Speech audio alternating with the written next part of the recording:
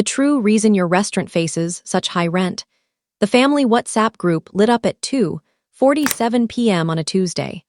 Sarah's message carried a screenshot of a $650,000 wire transfer. Caption: finally dumped Emily's failing restaurant. Buyers closed today. Everyone gets paid. My phone stayed silent in my desk drawer. I was sitting with my accountant reviewing quarterly reports for my commercial property holdings. The building at 447 Larkin Street, a 3-story brick property in the historic district, brought in $8,500 every month from Chef Thompson's lease. It had done so without a single late payment for exactly 10 years.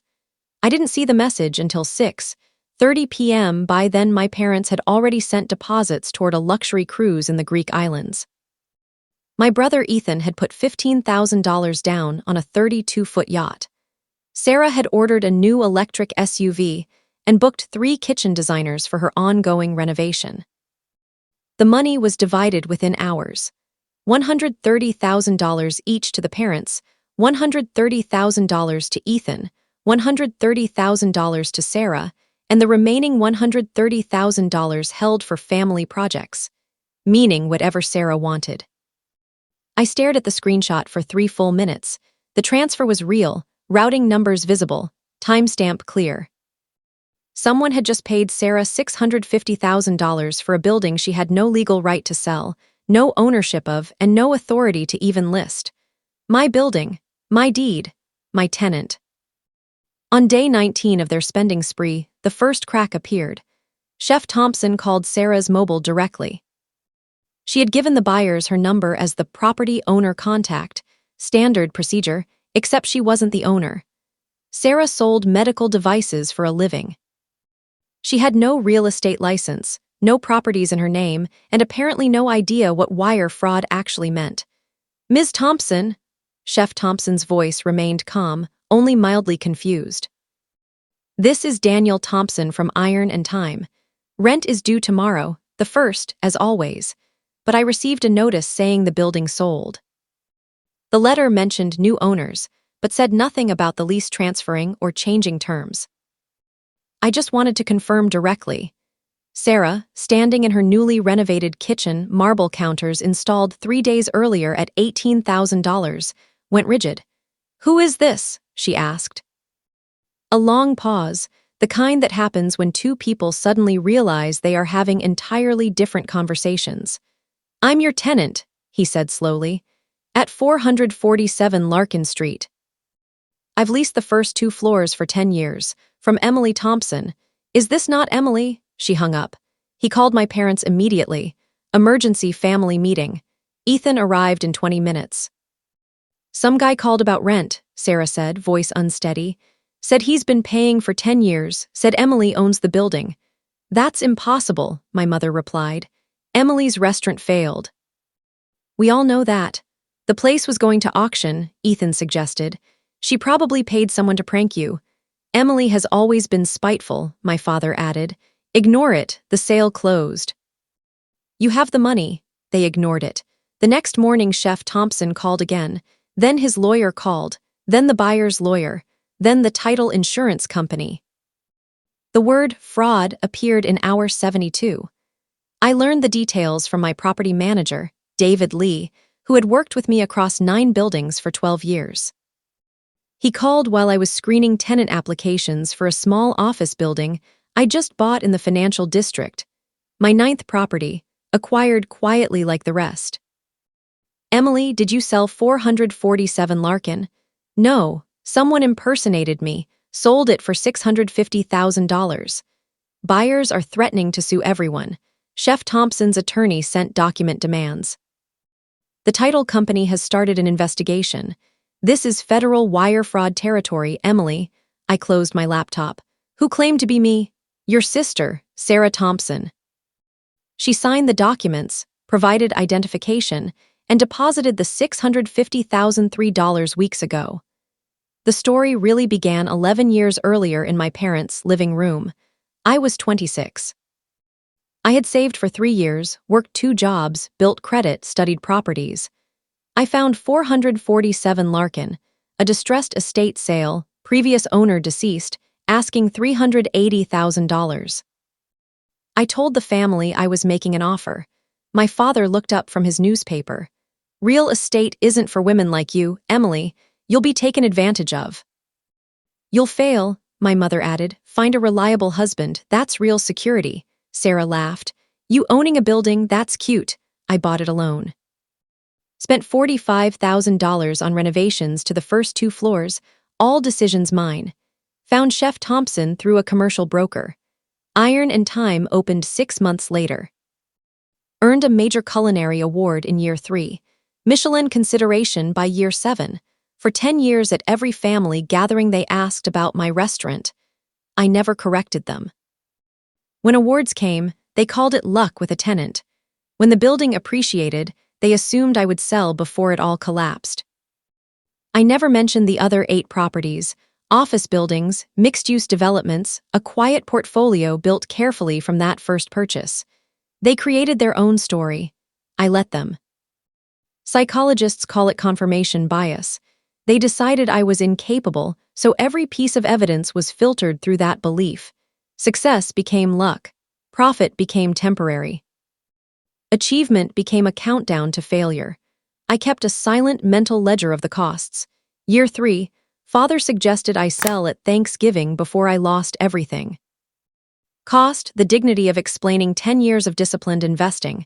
Never spoken. Irreplaceable. Year 5, Mother told her friends I was playing businesswoman until I found a husband. Cost, being taken seriously in my own family. Permanently damaged. Year 7, Sarah posted online about supporting my sister's little restaurant dream after eating at Iron and Time. Never mentioned I own the building. Cost, public credit for my work. Stolen in plain view.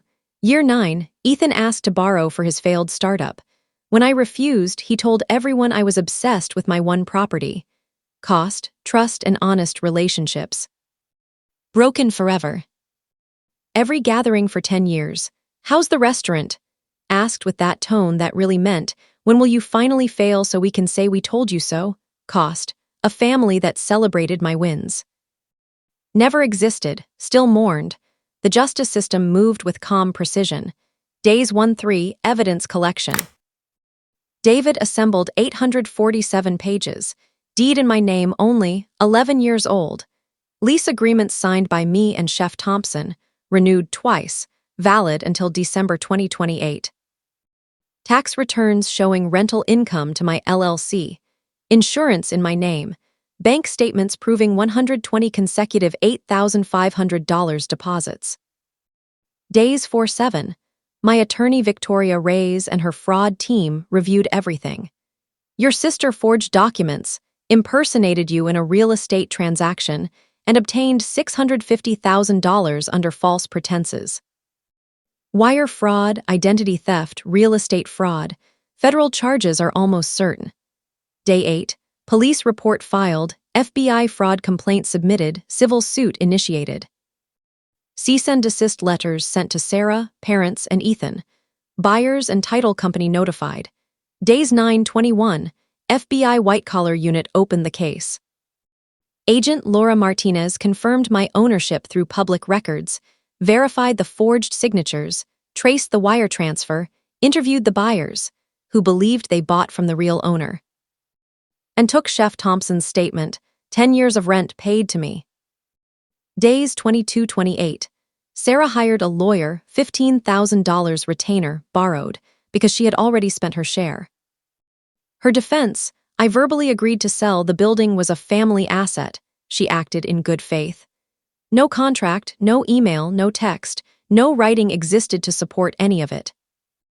Days 29-35. Victoria dismantled the claims methodically.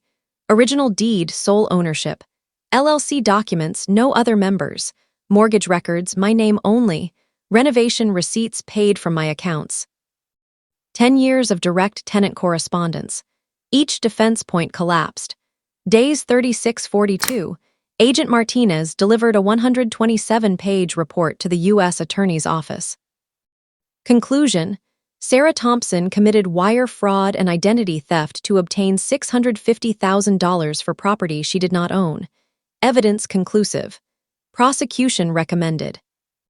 Charges filed: wire fraud max 20 years, identity theft max 15 years, conspiracy to defraud max 5 years. Parents and Ethan named as co-conspirators for knowingly receiving proceeds from a fraudulent transaction. Days 43-49. Sarah arrested at 6 a.m. Thursday. Ethan arrested at his office. Parents surrendered with counsel that afternoon. Bail set at $100,000 each, unaffordable. The money was gone, yacht purchased, renovations completed, cruise booked. Buyers notified the sale was void. Title insurance began refund process. Chef Thompson's lease untouched. Rent still due on the 1st.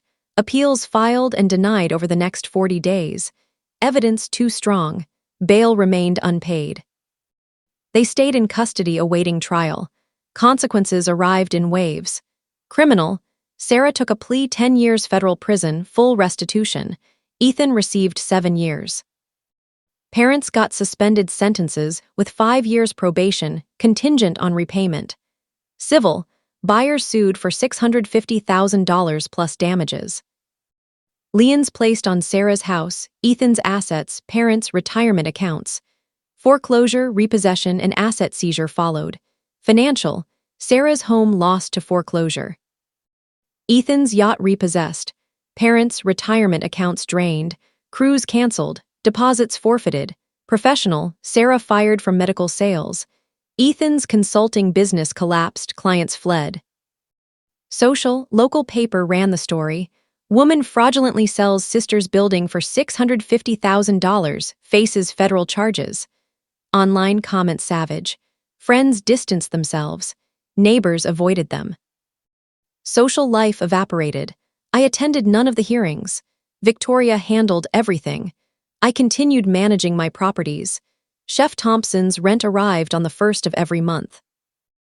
I closed on property number 10, a small mixed-use building near the university, 2 months after the arrests. Renovations planned for spring. 6 months later, I had dinner at Iron and Time.